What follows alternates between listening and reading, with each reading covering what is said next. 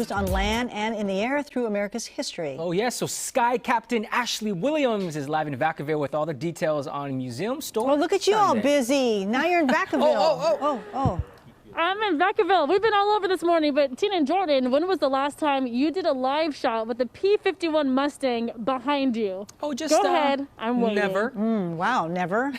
Just never. So cool. So here's the thing. If you're from Northern California, you will likely know this museum as the Center for Freedom in Flight. Well, as of 2 weeks ago, they did some rebranding and they now have a brand new name. And to talk more about that, we have Phil here. Phil, good morning. Good morning. Hello. Okay, so new name. You kind of rebranded everything. Let's go ahead and tell everybody at home what the new name of this facility is. The new name of the facility is the Roland Center for Freedom.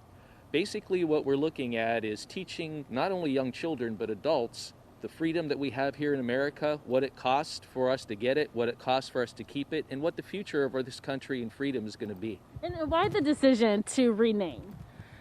Basically, we're seeing things where people are no longer, it seems almost like in the way things are going these days that people are picking political sides and nobody's seeming to remember that we're all Americans. You know, when you walk through the store, your political party doesn't matter. The thing is we're all Americans. We're all here because of the same people sacrificed the same things. Men and women gave their lives for this country. And people need to educate themselves and be educated on what it was that cost for our freedoms, for our abilities to do things that other countries can't do and things that people are starting to take for granted. Absolutely. Very well said. Thank you so much. And you guys might be wondering, well, who is Roland? Roland is that guy standing right there, in which we will talk to him in just a second. But I do kind of want to show you guys a few things that they have in store if you do come out. The museum is open, which I love. Phil, how are you guys working through everything with COVID? I mean, obviously you have the window up, there's an outdoor exhibit as well as indoor. Right. Well, basically the indoor museum is actually technically closed, but in order to get to the outdoor museum, you have to walk through the front door and follow the path to get to the outdoor museum.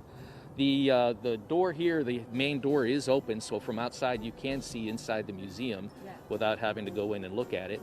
So we do have a Vietnam display, which is behind me. You have the UH-1 helicopter from Vietnam and a bunch of vehicles that are out there, which we're in the process of working on.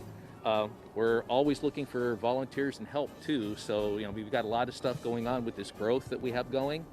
And it's just amazing that all the community here is really helping us out, and we could sure use a lot more help too. You know what? Seriously, you're a great guy. This guy, guys, I love this guy, Phil. Meanwhile, I think we should talk to really the man of the hour. This is Roland. Roland, good morning to you. Hi, good morning. You now, this facility has your name written across it. How are you feeling now that this is actually named after you? Well, embarrassed. I'm not really after that. What I'm after is to try to really teach people in this country why they're free, what it took to be free. All this equipment you see out here was built for our people to be able to fight the wars we had to fight, to be able to keep our country free. And I've talked to a lot of kids and young adults, and when you ask them the question, what is freedom? They go, well, I'm free. Are you really free?